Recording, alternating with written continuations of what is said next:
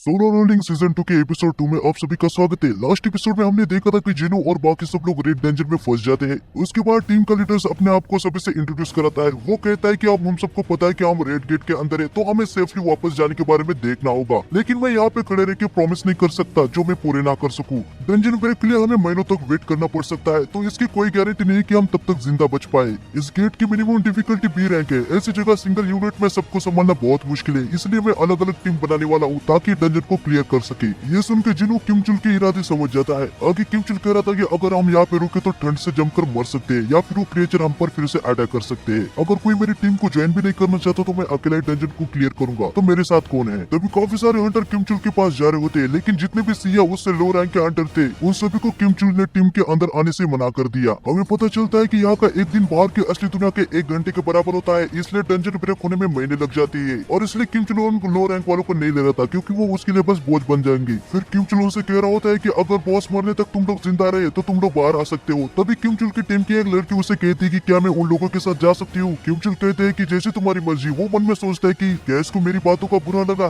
फिर वो कहता है कि अभी एक जगह खाली है, तो कोई एक आ सकता है, और एक लो रैंक का हंटर मिस्टर चुल की टीम में चला जाता है। जिनको कह रहा होता है कि किमचुल तो हमारे ऊपर होने वाले बर्फ वाले तीर के अटैक को भी नहीं देख पाया था। तभी वो लड़की जो जिनू की टीम में आई थी वो जिनू से कहती है कि तुम ई रैंक के हंटर नहीं हो ना। शायद उसने जिनू को तीर पकड़ते हुए देख लिया था। फिर हमें बाहर दिखाते हैं। लास्ट एपिसोड में मिस्टर आन ने कहा था कि जिनू एक ई रैंक का हंटर है। उसके बाद वो बेक से कहता है कि मैं इस बात को इसलिए सीक्रेट रख रहा था क्योंकि मुझे जिनू का ट्रस्ट जीतना था। मुझे यकीन है कि वो रे अवेकन हो गया है। बेक उसे कहता है कि तुम्हें पूरा यकीन तो है ना, या फिर तुम बस कोई अंदाजा लगा रहे हो। मिस्टर आन मन में कह रहे होते कि उसने कभी क्लियरली जवाब नहीं दिया। वो बेक से कहता है कि फिलहाल तो ये मेरा अंदाजा ही है। ये सुन के बेक कहता है तो हमारी आखिरी उम्मीद बस किमचुल है। मिस्टर आन मन में कह रहे होते कि अगर मिस्टर बेक अब जिनू को एक्शन में देखते ना, तब आपको पता चलता कि मैं क्या कहने की कोशिश कर रहा हूँ। तभी सर्विलेंस टीम के फर्स्ट डिवीजन का मैनेजर जू सैंगचन कहता है किमचुल संभाल लेगा सर, उसका रिकॉर्ड काफी अच्छा है। उसकी फाइटिंग की एबिलिटीज भी व्हाइट टाइगर गिल्ड के दूसरे स्क्वाड मेंबर की तरह ही है। ये सुन के बेक को थोड़ा सा रिलीफ मिलता है। वो आशा करता है कि किमचुल बाकी बी रैंक के हंटर के साथ डेजर को क्लियर कर देगा। सैंगचन मिस्टर आन से कह रहे थे कि आप किसी ई रैंक के हंटर की बात कर रहे हो जो री अवेक हो गया है। मुझे लगता है कि किमचुल उस जैसे बिना इन एक्सपीरियंस हंटर से काफी ज्यादा परफेक्ट है। मिस्टर आन मन में कह रहे थे कि वो तो आखिर में देखा जाएगा कि कौन सा ही है। डोंगसू भी यहाँ पे पहुंच चुका था। वो कहता है कि यहाँ पे चल क्या रहा है, ये तो एक सी रैंक का गेट होना चाहिए था ना, ए रैंक का गेट एपिर हो गया क्या। वैसे व्हाइट गिल्ड का मास्टर यहाँ पे क्या कर रहा है। बेक डोंगसू को बड़े ही गुस्से भरे नजरों से देखता है और बाकी सब डोंगसू को देख के काफी ज्यादा डर रहे थे। बेक डोंगसू से पूछता है कि तुम कोरिया में क्या कर रहे हो। डोंगसू से कहता है कि मेरा थोड़ा सा काम है यहाँ पे। वैसे वो ई रैंक वाला हंटर व्हाइट गिल्ड टाइगर में ज्वाइन हुआ है, तुमने ऐसे ई रैंक की लूजर को आखिर अपने गिल्ड में आने क्यों दिया। बेक कहता है कि आखिर तुम किसकी बात कर रहे हो। डोंगसू कहता है मैं जिनू की बात कर रहा हूँ जो अभी अभी डंजन में गया है। संग जिनू का नाम सुनकर हुए बेक थोड़ा सा हैरान हो जाता है। वो सोचता है कि डोंगसू जिनू को कैसे जानता है। डोंगसू गेट को छूता है और कहता है कि यार ये तो एक रेड गेट है। फिर हमें जिनू को दिखाते हैं। वो उस लड़की से पूछता है कि तुम सभी तो यहाँ पे नहीं हो, तो ऐसे सिचुएशन में भी तुम इतनी शांत कैसे हो सकते हो। वो लड़की बता देगी क्योंकि हमें ट्रेनिंग में सबसे पहले यही बात बताई गई थी कि डंजन में कुछ भी हो सकता है, और किमचुल को व्हाइट टाइगर गिल्ड के इलाइट स्ट्राइक स्क्वाड में ज्वाइन होने के लिए स्पेशल ट्रेनिंग भी दी गई है। फिर दोनों टीम अपने अपने रास्ते तय करती है और एक दूसरे को गुड लक कहती है। वो लड़की जिनू से कहती है कि आपने अभी भी मेरे सवाल का जवाब नहीं दिया। जिनू उसे फिर से कुछ खास जवाब नहीं देता। वो लड़की समझ जाती है कि जिनू कम से कम ए या उससे भी ज्यादा आ रैंक का हंटर है।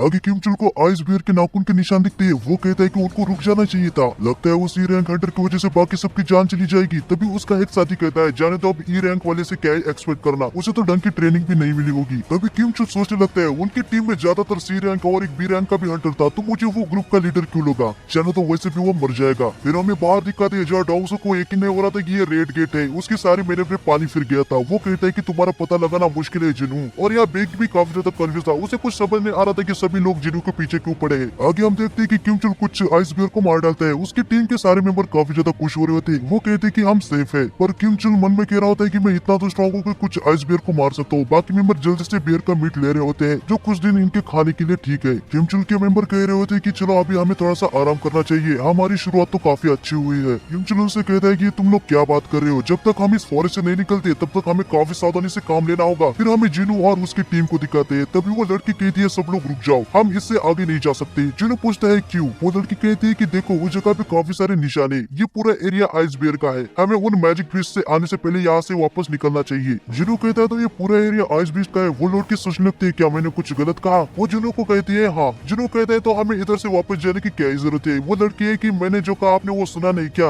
आप मरना चाहते हो। जिन्हों उसे समझाता है अगर ये एरिया बियर्स का है इसका मतलब यहाँ पे हमारे दुश्मन से बियर्स है और उनकी चिंता करने की कोई जरूरत नहीं है। उन आइस एल्फ से इनका मुकाबला करना आसान है। वो लड़की समझ जाती है। वो कहती है कि ये बात मेरे दिमाग में क्यों नहीं आई। फिर जिन्हों उस लड़की से कह रहा होता है कि क्या तुम्हें इस आउटफिट में ठंडी नहीं लग रही। वो अपनी इन्वेंटरी खोल के सबको वार्म फर कोट देता है। उस लड़की के साथ सभी के सभी जिन्हों का ये मैजिक देख के काफी ज्यादा शॉक हो जाते हैं। सॉन्गी कहती है कि मिस्टर आप क्या है। जिन्हों से कहता है कि मेरी वजह से तुम यहाँ पे फंस चुकी हो तो मैं तुमको प्रोटेक्ट करूंगा, इसके बदले तुम मुझसे कोई भी सवाल नहीं करोगी और तुम सब पर भी ये बात लागू होती है। तभी वहाँ पे आइस बियर आ जाता है। सभी लोग पैनिक हो जाते हैं। वो जिन्हों से कह रहे थे कि आपने तो कहा था कि इस आइस बियर के बारे में चिंता करने की कोई भी जरूरत नहीं, पर यह हाई रैंक के आइस बीस्ट है। वो लड़की कहती है कि हमें यहाँ पे आना ही नहीं चाहिए था, मैं इसे डिस्ट्रैक्ट करती हूँ, तुम लोग इसे मारने के लिए कोई रास्ता ढूंढो। तभी जिन्हों उसे शांत करता है और आगे जाता है और उसे कहता है कि तुम चिंता मत करो, मैं इसे देख लेता हूँ। वो लड़की कहती है कि चाहे तुम कितने भी स्ट्रॉन्ग हो पर वो बीस्ट हाई रैंक का है। जिन्हों वुल्फ असिस्टेंट टाइटल में स्विच करता है जिससे बीस्ट टाइप मॉन्स्टर के खिलाफ जिन्हों को सारी एबिलिटीज 40% बढ़ जाती है। जिन्हों एक लंबी छलांग लगाता है। वो मन में कह रहा होता है कि अभी के लेवल और टाइटल को ऐड करने से मैं इसको अपने हाथों से ही हरा सकता हूँ और वो बीस्ट के सिर के ऊपर एक जोरदार मुक्का मारता है। इसे देख के सभी लोग काफी ज्यादा शॉक हो जाते हैं और कहने लगते हैं उसने एक ही पंच पे आइस बीस्ट को हरा दिया। जिन्हों को काफी सारे एक्सपीरियंस पॉइंट मिलते हैं क्योंकि ये जो मॉन्स्टर होता है ना ये हाई रैंक का होता है और जिन्हों का लेवल भी अप हो जाता है। वो लड़की जिन्हों से कह रही होती कि आखिरकार आप है कौन। फिर हमें बाहर दिखाते हैं जहाँ बेग डोंगसो से पूछ रहा था कि तुम यहाँ जिन्हों के लिए क्यों आए हो, आखिर तुम्हें उससे क्या काम है। डोंगसो से कहता है कि इससे तुम्हें कुछ लेना देना नहीं है, मुझे उसके साथ थोड़ी मस्ती करनी है। बेग उसे कहता है कि चाहे तुम्हारा उसके साथ कोई भी काम हो पर रेड डेंजन का हम कुछ नहीं कर सकते, ये कोई नॉर्मल डेंजन नहीं है। वो लोग किसी डेजर्ट, किसी जंगल या किसी जहरीले सांप और कीड़े से या फिर किसी बर्फीली जगह होंगे जिंदा से ज्यादा उनके मरने के ज्यादा चांसेस है। डोंगसो कह रहा होता है कि मुझे कुछ ना कुछ तो करना ही होगा, मैं डेंजन ब्रेक का वेट नहीं कर सकता। जिनचुन मन में कह रहा होता है जिन्हों तुम्हें खुद को लकी मानना चाहिए, डोंगसो भी रेड गेट का कुछ नहीं कर सकता। आगे हम देखते हैं कि जिन्हों और बाकी सब लोग मस्त से बियर का मीट खा रहे होते हैं। सॉन्गी जिन्हों से पूछती है कि क्या जीना घर पर हमेशा पढ़ाई करती है। उसने मुझसे कहा था कि वो अपनी दीवार पे डिक्शनरी के पेजेस चिपकाती है ताकि वो सोने से पहले सब कुछ याद रख पाए। जिन्हों उसे बताता है कि नहीं, वो दूसरे टीन एजर की तरह ही है, वो डिनर करने के बाद तुरंत सो जाती है। जब वो स्कूल से घर आती है तो हमेशा आलसी दिखती है। ये सुन के सॉन्गी काफी ज्यादा हैरान हो जाती है। वो जिन्हों से कह रहे होती है कि ये नहीं हो सकता, आप मुझसे झूठ बोल रहे हो, तो उसके ग्रेड इतने अच्छे कैसे। जिन्हों कहता है कि मुझे भी नहीं पता, जब हम मिडिल स्कूल में थे हम हमेशा गेम ही खेलते रहते थे। आगे जिन्हों उठ के जाने लगता है। सॉन्गी कहती है कि आप कहाँ पे जा रहे हो। जिन्हों कहता है कि मुझे अभी वर्कआउट करना है। सॉन्गी कहती है कि आप गेट के अंदर भी वर्कआउट करेंगे। जिन्हों कहता है कि हाँ, अगर मैं नहीं करूंगा तो मुझे पेनल्टी लगेगी।